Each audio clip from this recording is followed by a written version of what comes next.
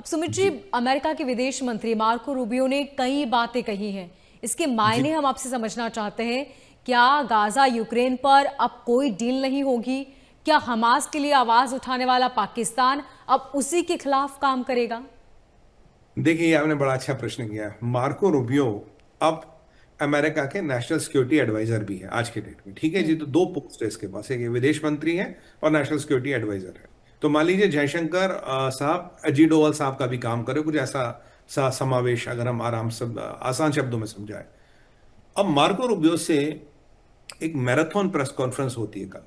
बोलता भाई साहब, आप तो रोज हमारे हाथ लगते नहीं, बड़े दिनों बाद लगे हो, तो आप बताओ, जो आपने कहा कि भाई ट्रंप बड़ा पीस मेकर है, ट्रंप ने बड़े जंग रोके, तो क्या क्या हुआ? जबकि मार्को रूबियो ने कहा जी हाँ, भारत पाकिस्तान भी हमने रोका, ये उसने कहा था, जबकि वो सच्चाई नहीं है। फिर बोला जी अब लाओस कंबोडिया की बात, वो थाईलैंड और कंबोडिया की बात करें, वो जंग फिर शुरू हो गया। पाकिस्तान अफगानिस्तान आपने कहा हमने रुकवा दिया, वो शुरू हो गया।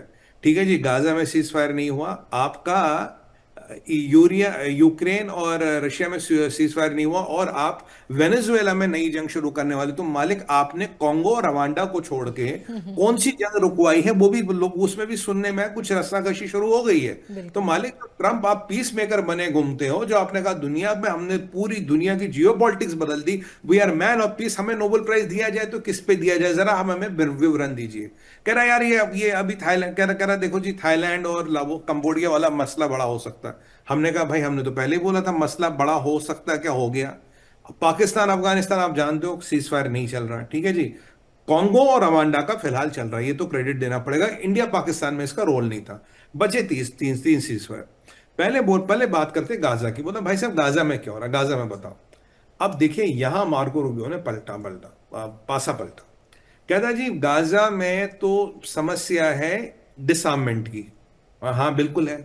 बोला डिसआर्ममेंट के लिए इंटरनेशनल स्टेबलाइजेशन फोर्स चाहिए। कह रहा हाँ, तो वो बता कब आ रहा है, किसका आ रहा है?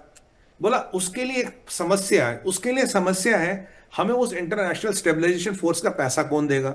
हमने यूएन में पर्चा डाल रखा। कह रहा भैया तुम दे दो, तुम तो बिलियंस ऑफ डॉलर लगा सकते हो रिबिल्डिंग में, तो दे दो कुछ, तनख्वाह के पैसे नहीं है तुम्हारे पास? कह रहा उसके बाद वो कब एंगेज करेंगे, मतलब उन्हें कब बोला जाए कि तुम एंगेज करो, कब वो एंगेज ना करे, उसके रूल कौन बनाएगा? बोला अच्छा। बोला फिर जो डिसआर्ममेंट है उसमें उनका कितना रोल होगा, नहीं होगा, क्या नहीं होगा?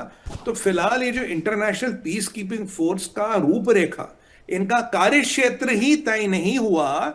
इसके बाद डिसाइड होगा कि कौन कंट्री आएंगी, कितने लोग देंगे, कितने लोग जमीन पे उतरेंगे, और वो जमीन पर जब उतरेंगे तो उनका दायित्व क्या होगा, उन पे उनसे एक्सपेक्टेशन क्या की जाए। जब वो होगा तो फिर एक पीस कीपिंग बोर्ड बनेगा, जो ट्रंप ने प्रपोज किया था, उसमें इंटेलेक्चुअल्स को लेंगे। जब तक ये सब नहीं बनता, तो तब तक तो पहले अगर हम पहले इन सवालों का जवाब दे, तब फोर्स बनेगा, फोर्स ग्राउंड पे आएगी, स्टेबलाइजेशन होगा, फिर पीस बोर्ड बनेगा, पीस बोर्ड बनेगा तो फिर आगे कहानी चलेगी। तो मतलब फिलहाल कहते हैं ना, गई भैंस पानी में, मोटा मोटा ये है। फिलहाल कुछ नहीं है। इंशाल्लाह काम करते रहेंगे इस पे, अगर कुछ होगा आपको बता देंगे। तो यहां ये गोटी उसने फंसा दी, मान रहा कि जी हमारा कुछ नहीं हुआ। अब आता है रशिया यूक्रेन पे। कहता है जी रशिया यूक्रेन में बताओ भाई साहब, वहां क्या कर रहे हो? कहता है रशिया यूक्रेन में देखो जी, सीधी सी बात है कि कंसेशन करने पड़ेगा रशिया और यूक्रेन को भी। बोला तो हाँ, तो आप कराओ ना कंसेशन। बोले नहीं नहीं, समस्या ये है कि यूक्रेन कंसेशन करने को तैयार नहीं, रशिया अपनी पोजीशन दिन ब दिन एडमेंट कर रहा है। कह रहा अच्छा, तो अब क्या करें? कह रहा है कि अब मैं मीटिंग करूंगा। पुतिन का एक सलाहकार है दिमित्रीव, दिमित्रीव को बुलाया गया है सैटरडे, यानी कि कल आ रहा है वो फ्लोरिडा। कह रहा मैं उससे मीटिंग करूंगा। बोला आपकी तो मीटिंग शेड्यूल है नहीं, वो तो जेराल्ड कुशनर और विटकॉफ से मीटिंग है। बोला नहीं नहीं, मैं घर जा रहा हूं अपने, फ्लोरिडा का है मार्को रूबियो, तो मैं वीकेंड में घर पे ही होगा, तो सोच रहा हूँ जाके मिल ही लूं। मतलब ऐसा हो गया ना कि वीकेंड है, छोले भटूरे खाने निकल गए, टिक्की खाने निकल गए।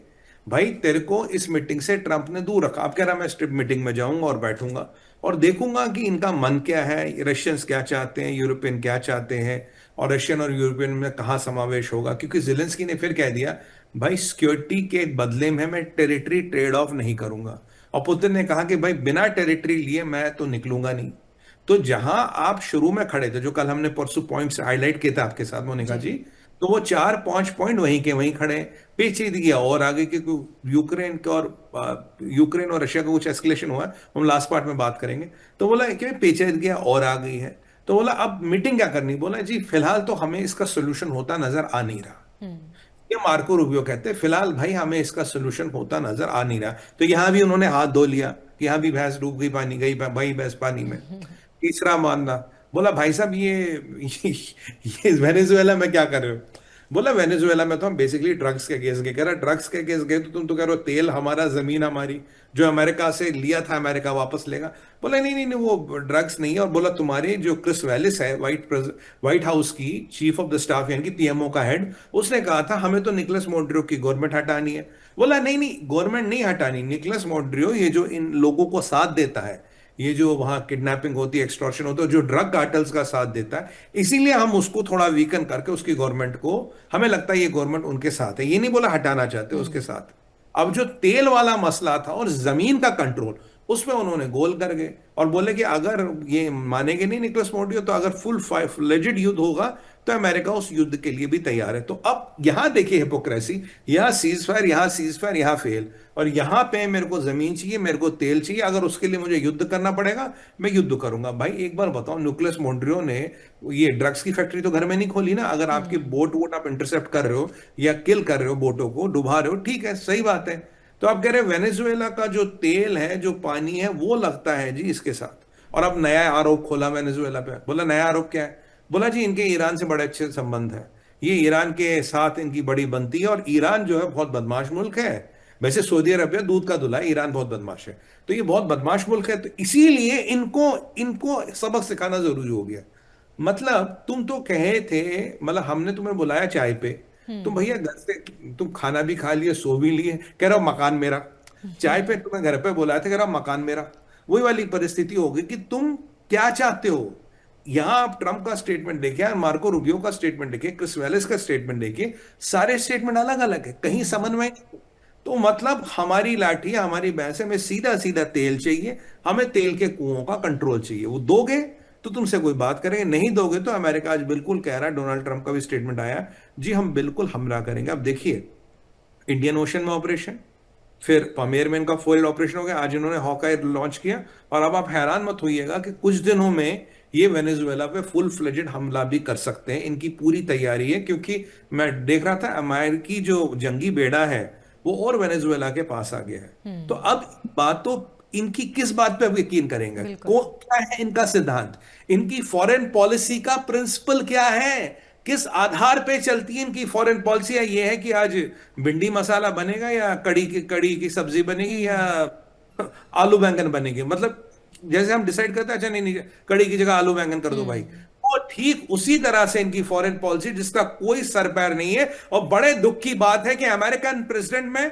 अमेरिकन फॉरेन मिनिस्टर और एनएसए में समन्वय भी नहीं है। जो ये बातें कहते हैं उनमें मेल तक नहीं खाता। तो आप बताइए, ये है अमेरिका की पॉलिसी, ये है अमेरिका की तानाशाही, ये है अमेरिका में राजनीतिक अराजकता। बिल्कुल, मैं कहूंगा।